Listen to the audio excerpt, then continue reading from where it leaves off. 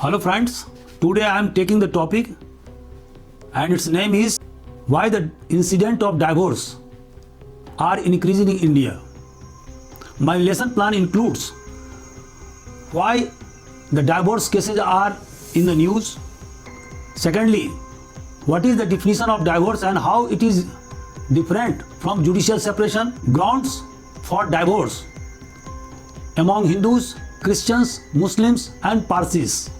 As you know that in India, every religious communities have different personal laws, and since marriage, divorce are regulated by personal laws, and so although there are so many similarities on the grounds for divorce, but there are a bit differences, and we will discuss about those differences. The next point will be the scenarios of divorce incidents in India and in the world.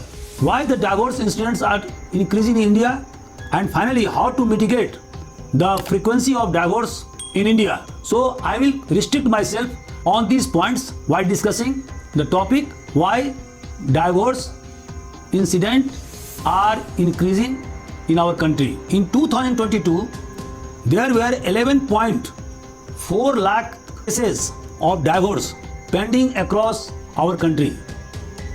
In the family court of Indore, 8,400 cases are pending, out of which 5,500 cases are related to divorce.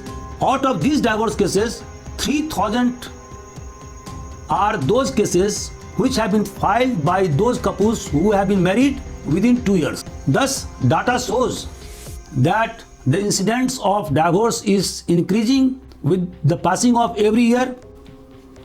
While there were 2,250 cases of divorce in the city of Indore in 2018, now it increased to 2,723 cases in 2022.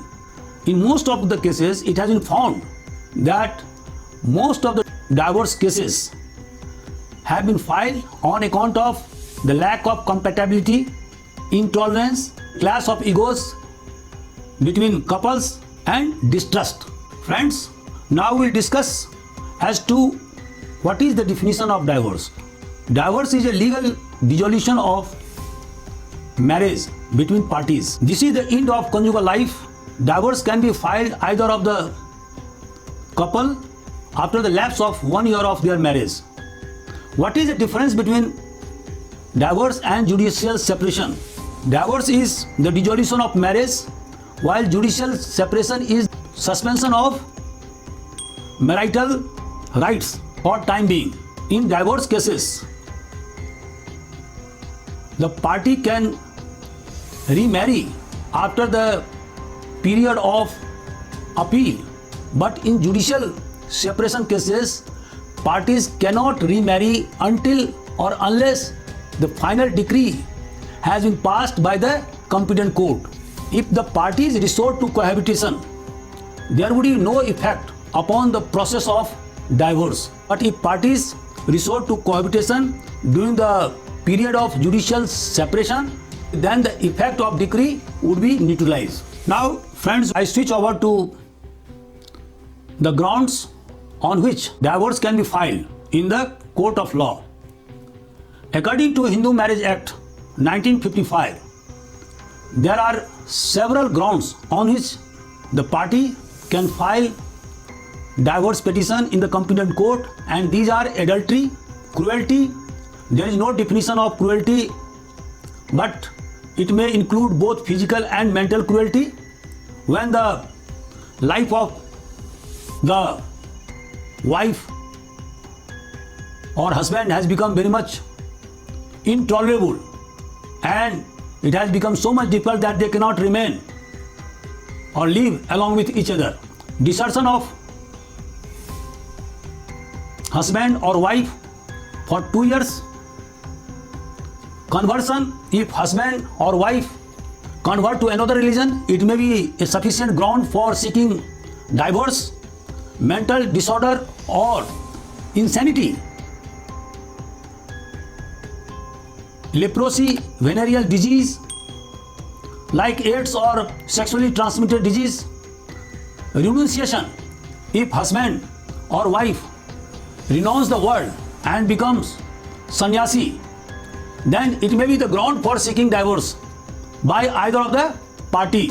If husband or wife is not heard for 7 years, it will be presumed that they are dead, and so the other living party can seek divorce on this ground.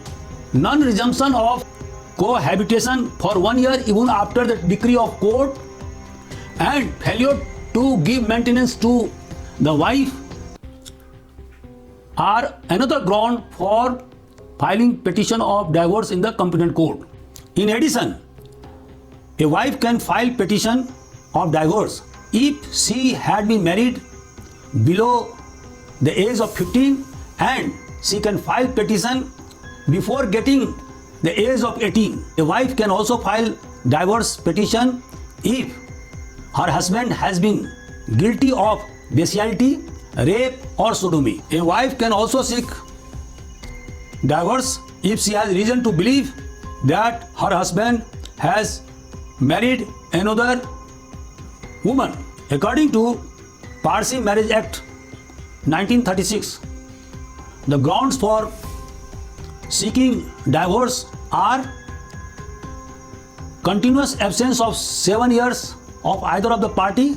Number 2, non-consummation of marriage within 1 year, insanity, unsound mind, pregnancy by another man, and husband has reason to believe that he did not know on the eve of the marriage.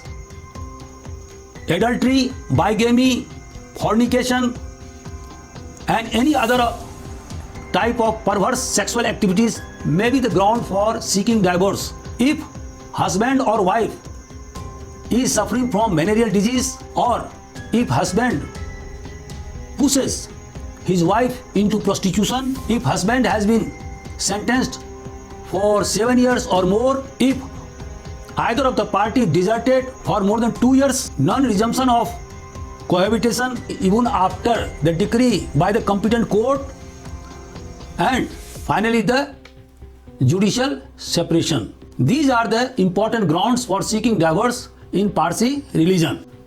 Dissolution of marriage can be obtained by Muslim men or women under the 1939 Act, and the grounds are: if whereabouts of husband are unknown for more than 4 years, if husband has failed to give maintenance to his wife for at least 2 years, husband is unable to meet the marital obligation, if a Muslim girl is married before 15 years of her age and she can file petition of divorce before attaining the age of 18 years. If husband indulges in cruelty, this may be also the sufficient ground for filing divorce petition by a Muslim woman. Among Christians, there are several grounds for seeking divorce. These are adultery, cruelty, if husband or wife has not been heard for more than 7 years, if husband has failed to consummate marriage for a long period, cruelty to wife, desertion for more than 2 years of either of husband or wife may be another ground for seeking divorce. Similarly, failure to comply with the restitution of conjugal life may be another ground for seeking divorce. In Christian religion, a Christian woman can file petition if her husband is guilty of sodomy, bestiality or rape. Divorce can also be sought on the ground of mutual consent, and according to section 13B of Hindu Marriage Act 1955, mutual ground for divorce on the basis of mutual consent can be filed only after the lapse of 1 year. But according to the judgment of Karnataka High Court, it has been decided that after filing the divorce petition, the court will allow to lapse 18 months before giving decree on divorce. Now I switch over to scenarios of divorce in India and important countries of the world. Friends, as you know that the incidence of divorce is increasing day by day in developed countries and particularly USA and Western European countries. Out of 100 marriages, 50%, I mean half of marriages turn into breakups. And so the frequency of divorce in USA, in Sweden, in Russia are very much high. In comparison, our country has the lowest incidences of divorce cases, only 1.1%. It means out of 100 marriages, only one divorce case is filed in our country. It means that out of 100 marriages, only one divorce is taking place. According to the available data, Sweden has the highest incidence of divorce cases, and that is 54.9%, followed by USA, that is 54.8%, Russia 43.3%, UK 42.6%, Germany 39.4%, Singapore 17.2%, Japan 1.9%, Lanka 1.5%, and India 1.1%. But divorce cases are increasing day by day in India, and particularly in urban centers and metropolitan cities. In the last decade, the number of divorce cases became double in Delhi. Similarly, Punjab and Haryana witnessed 150% increase of divorce cases. Kerala, which has the highest literacy rate in India, witnessed 350% jump in the divorce cases over the last decade. Among the Indian states, Maharashtra has the highest divorce rate, which comes to 18.7%, followed by Karnataka, Uttar Pradesh, West Bengal, Delhi, and Tamil Nadu. Among the age group 20 to 35 years, couples seek more divorce, and females between 25 to 35 years age group, there are 56.2% females who are seeking divorce. Friends, now I will discuss about the incidences of divorce and its increasing rate. I mean, what are the causes for the increasing rate of divorce in India? Number one, alcoholism, smoking, lack of communication between parties, financial problem and instability, different value system, lack of trust, I mean trust defeat between wife and husband. There is an urge to be independent economically, and so divorce is being sought by women. Erratic work schedule. It happens that when wife goes to work from 9 to 5 in the evening, the work schedule for husband is from 8 p.m. at night to 5. So erratic work schedule is also an important factor for seeking divorce. Different value system. Now, as you know that in earlier times, people used to marry among their communities and in the identical caste. They were not allowed to marry outside the caste. Otherwise, they would have been ostracized. Now, because of modernization, urbanization, and better job opportunities across India, people marry in another community, and virtually both parties, I mean husband or wife, have different value system. If husband happens to be from different communities and wife comes from different milieu, naturally there would be different value system. This clash of value system results into divorce. Another cause of seeking divorce is depression. Because of the complex life there are certain people who are suffering from depression, and this has an impact upon their conjugal life.